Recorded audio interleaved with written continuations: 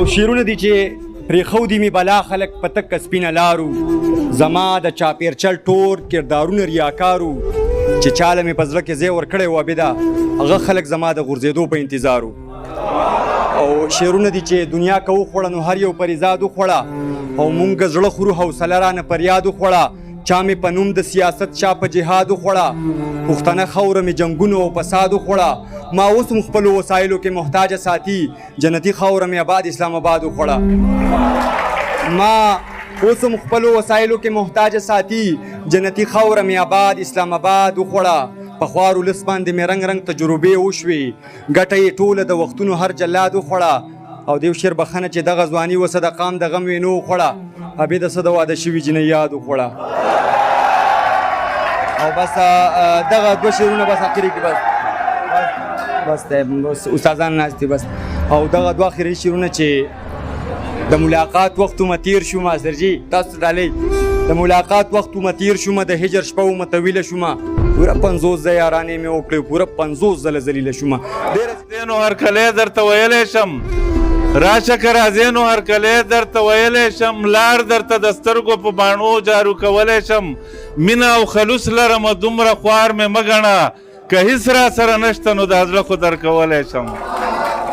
وی حالات که د تیارو او سخت قانون قصه کوي حالات که د تیارو او سخت قانون قصه کوي زما باغی افکار د سباون قصه کوي پښتو ته به اسلام وای پښتون ته مسلمان تاریخ چې د پښتو او د پښتون قصه کوي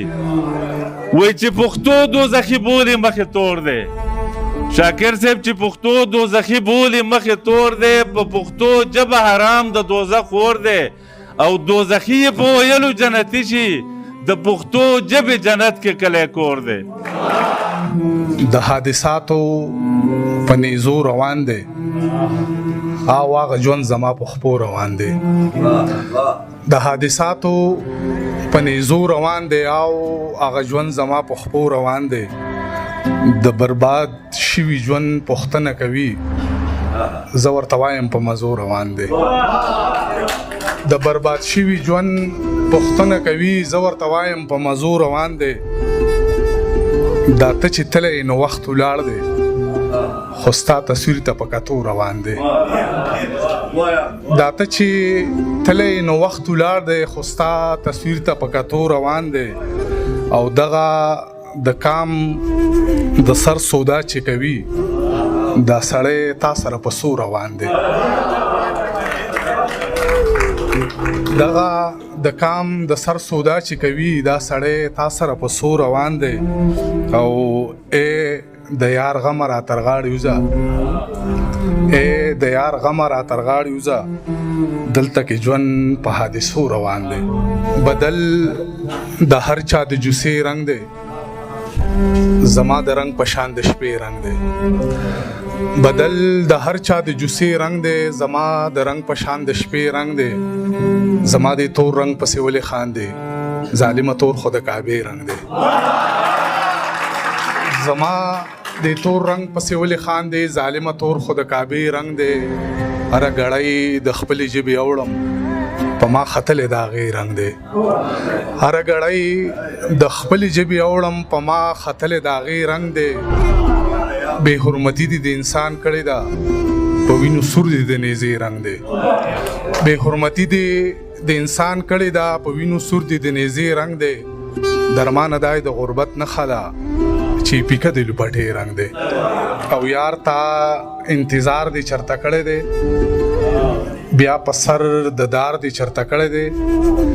چرته خپل ضمیر ملامت کړی ځان باندې غزار دی چرته کړی دی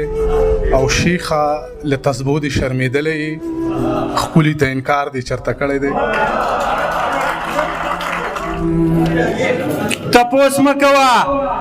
ښه نه یو بېکاره یو صوفي تپوس مه کوه ښه نه یو بېکاره یو صوفي په دومره ډېرو ښکلو کې بېیاره یو صوفي تپوس مه کوه ښه نه یو بېکاره یو صوفي په دومره ډېرو ښکلو کې بېیاره یو صوفي حیران یم چې دا ښکلې به د چا دپاره وي حیران یم چې دا مونږ د څه دپاره یو صوفي ډېره مننه حیران یم چې دا ښکلې به د چا دپاره وي حیران یم چې دا مونږ د څه دپاره یو صوفي د ظلم نه خلاف یو او چې دا مو نظریه ده روان د باچا خان بابا په لاره یو صوفي دوه شعرونه نور چې څوک مري دلته د لوږې نه او څوک د ژوند نه تنګ دي څوک مري دلته د لوږې نه او څوک د ژوند نه تنګ دي صاحبه په وطن کې مې حالات دومره بدرنګ دي په دې اسلام آباد کې دا ټول وړ وړ بلډینګونه پښتونه دا جوړ شوي ستا د سرو وینو په رنګ دي په دې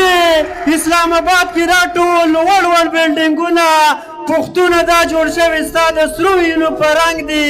زما د دې وطن ټول ماشومان یې نشیان کړو زما د دې وطن ټول ماشومان یې نشیان کړو کرلې د بارود څه چا په دې خاوره کې بنګ دي